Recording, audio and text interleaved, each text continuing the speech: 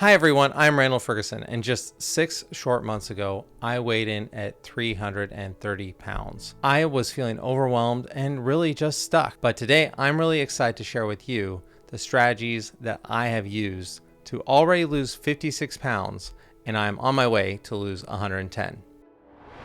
In this video, I'm breaking down the exact engineering plan that is working for me, guided by SMART goals. Whether you're looking to shed a few pounds or have a massive transformation, stick around to find out the strategies that I used to lose this weight and aim to keep it off for good. Let's dive in and start this journey together. The way that I'm achieving my weight loss is through using a project plan. In the engineering world, we use project plans to manage any size of big project. And to me, weight loss is a huge project. We are going to need a plan in place for how we are going to deal with this. Let's start with phase 1, planning and goal setting. In the video description below, I'm actually going to include my project plan for how I'm going to lose my weight. So that way you can see how I'm doing it and you can also follow along and make your own project plan. So let's start with phase 1, planning and goal setting. In this first phase, we're going to start with making a goal. And a goal should be a SMART goal in order for it to be a good goal. A goal that is SMART is specific, and that means that you are actually picking a number that you want to lose or a specific fitness level that you are looking to achieve. It needs to be measurable. In this case, we're looking at a weight that we're looking to lose. Attainable.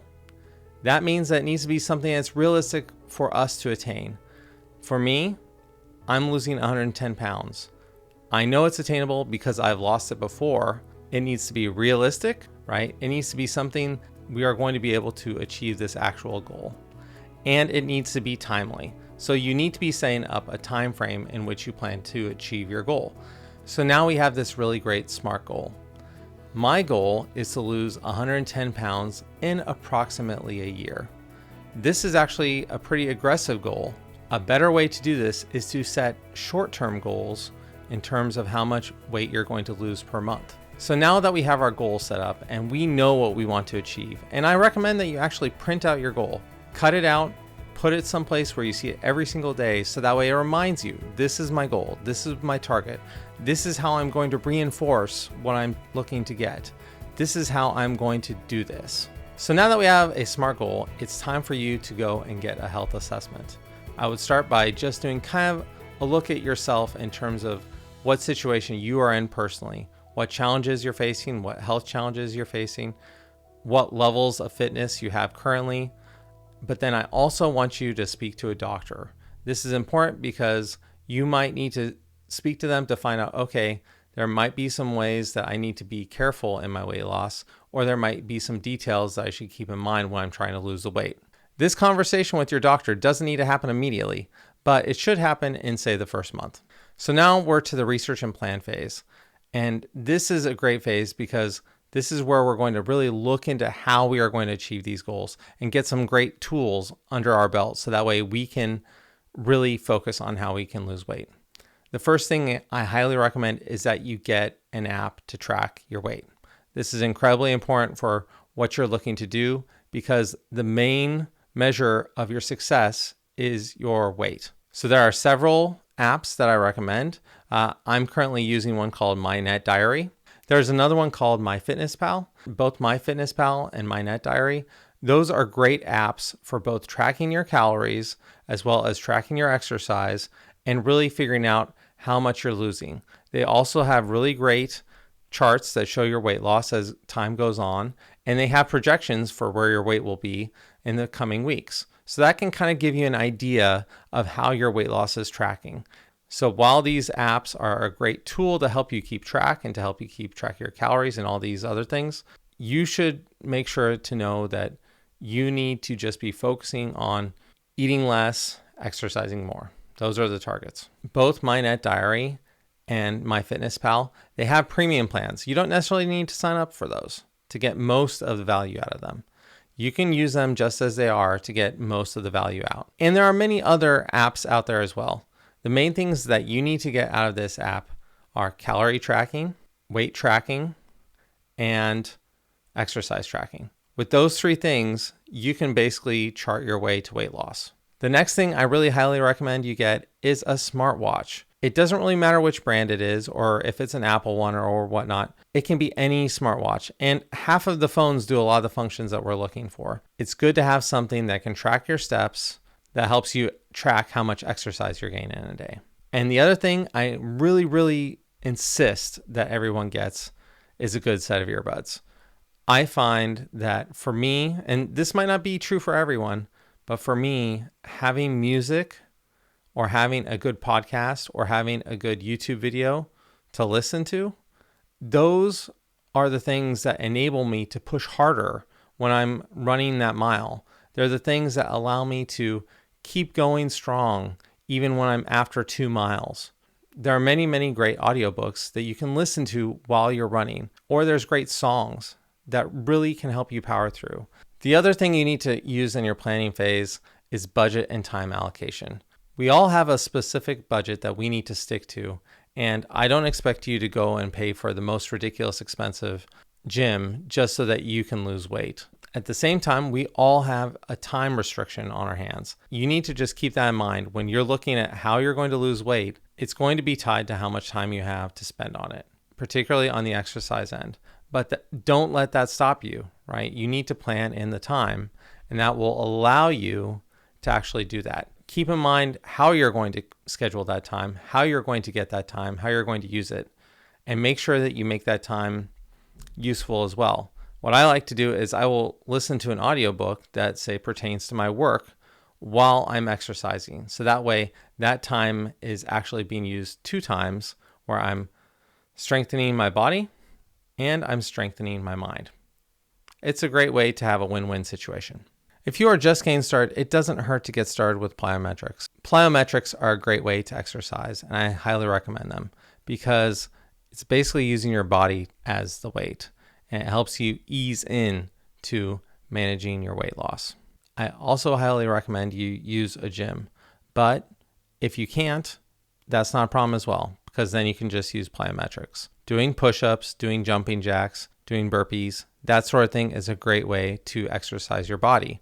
And it's a good way to actually do good cardiovascular workout. If you can, I highly recommend you use your gym at your work. There are many workplaces that are now offering gyms. And if you have that opportunity, I highly recommend you use what they have. It might not be perfect. It might just be an elliptical and maybe some free weights, but something is better than nothing. And that's a great way to get started. And now on to risk mitigation. You need to consider that when you get started on weight loss, there are some challenges there, particularly if you haven't worked out in a long time, particularly when you're easing into exercise. And I do mean ease into exercise. Take it slow when you start this journey. It's really important that you take it slow because your body is just not ready. It's not ready for this. Anything that you plan on doing, right? You need to maybe cut it in half until you can do that easily. That is when you should bump it up. If you think to yourself, "Oh, I can bench press 2 20-pound dumbbells," I say, "Okay, bench press 10-pound dumbbells and do that maybe more reps, but at a lower weight." You should also look at some of your challenging muscle groups that you have, right? If you have a problem with a knee, a specific knee, then you need to examine that. You need to say, "Okay, what is going on with my knee?" I actually highly recommend that you look at Bob and Brad. They have a great YouTube channel. I use them all the time for anything where I have, say, a knee problem or something like that. They have great recommendations for how to kind of manage those things. At the beginning of my weight loss challenge, I had a problem with my knee, and it would hurt when I would run. And after watching a video by Bob and Brad, which I'm actually going to link down in the description, they showed me some workouts I could use to strengthen my knee. And since then, I've been strengthening my knee every single time I work out. And now I have no knee pain, which I thought was miraculous. I said, "What is going on here? How is it that I'm not experiencing knee pain?" And I know this isn't going to work for everybody, right? This is just what has worked for me. But what I really recommend that you do is do some research on your pain. If you have specific kind of pain, there may be an exercise that can help alleviate that. There may be something that will enable you to, say, work out a muscle where now it doesn't hurt anymore, or it will allow you to improve a certain situation. I was shocked that this was able to fix my knee, to be honest. I was wearing knee braces before, and I think that was actually making things worse. So sometimes it's actually better to look at some other solutions that might help with what you're dealing with. This is another reason why it's important to talk to your doctor. Any of those challenging muscle groups that you already have, they will be able to help you figure out, okay, what are some strategies that I can use to deal with those challenging muscle groups? So now on to phase 2, implementation. So what are the tasks in the implementation phase? The first is diet. You need to really follow a balanced diet plan. I recommend, and this is just what works for me, I recommend a diet plan that is high on protein and vegetables and fruits and low on carbs. Now, this isn't going to work for everybody, and this isn't going to be what everyone likes to do, but this is the diet plan that works for me. And the biggest part of my diet plan that seems to work really well for me is that I focus on foods that are low in calorie, but they are high in volume, right? So a good example is lettuce. Lettuce is very low on actual calories, but when you eat it, it actually fills up quite a bit of your stomach, and so you feel full. These are the types of foods that helps me really be successful. It may be that I'm eating a ton of lettuce, and I now have to buy multiple things of lettuce every week, but it does really help me on my weight loss journey. Some other foods that are low on calories and are high volume, cucumbers, tomatoes. I like cream of wheat. And this one isn't necessarily that much in terms of volume, but what it does have is that it feels really dense and it really fills me up. I do the same thing with oatmeal. And then for lunch, I might have a salad with chicken on it, with some cucumbers, maybe some sliced up tomatoes, basically any vegetables. I consider vegetables to have essentially no calories, even though they do have calories. I treat them as if they don't have any, because the amount they have for the volume is much lower than almost anything else you can put in there. But what you really want to stay away from are cheeses. That's the one that you got to stay away from. And creamy dressings. Those are really going to skyrocket your calorie count. I'm also a fan of doing microwave meals for lunches. Smart Ones, Lean Cuisine. I know some people are really against the processed foods, but for me, in my lifestyle, when I need to have food, I need to have it pretty quick and it needs to be easy to get. Some of these meals are very filling and they only have 280 calories or only 260 calories. For me, that's a win. If I can get a meal that's low in calories and fills me up, that's what I'm looking for. Yes, it may be processed, and other people are probably more against that. I'm more of the opinion that this is still food and it's still going to power me. Although I don't recommend you have these for every meal, it is something that is easy to access, and particularly when you're at work. This is much better than you going out to the food truck or going down to the cafeteria and having something with a big meal. These are going to definitely have lower calories unless you go and have a salad at the cafeteria. Keep that in mind, that just because they're processed, it doesn't necessarily mean it's bad for your diet. For dinner, I like to have a little bit of a splurge, right? So I like to have Cafe Yum. They're great. But what I try and do is I say, okay, I'm going to have a Cafe Yum bowl. I'm going to not have the cheese on it or the sour cream. Those two things have a lot of calories, and frankly, they don't improve the food all that much. Now for snacks. For snacks, what I love to have is Greek yogurt and fruit. So I will be getting a fruit tray. Basically every single week I get a fruit tray, and that lasts me through the week. But then I pair that with some Greek yogurt, right? You can get a vanilla Greek yogurt that you can actually dip the fruit into. Oh, that's amazing. It's just a good filling snack. I also like to get things like they have barbecue pork that you can get in a package. I will just have that for snack. It's very low in calories. It's always good to be looking at the calorie content per ounce on the packaging. You'll see that there are a lot of great things out there that are actually fairly low in calories that you wouldn't think they are. So we need to implement an exercise regimen. And what I highly recommend that you do is start slow, as we spoke before. It's really important that you don't overexert your body when you first start working out, because we don't want you to get injured. That will be a big roadblock for you.